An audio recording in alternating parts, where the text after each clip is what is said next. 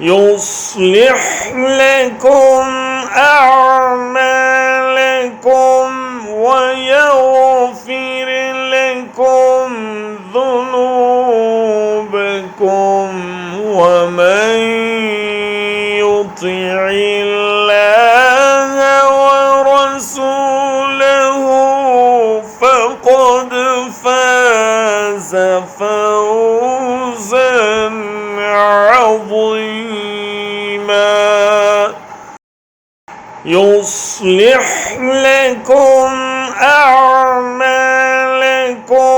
ويغفر لكم ذنوبكم ومن يطع الله ورسوله فقد فاز فوزا عظيما। अल्लाह तुम्हारे फ़ायदे के लिए तुम्हारे काम संवार देगा और तुम्हारे गुनाहों की मग़फ़िरत कर देगा, और जो शख्स अल्लाह और उसके रसूल की इताअत करे उसने वो कामयाबी हासिल कर ली जो ज़बरदस्त कामयाबी है।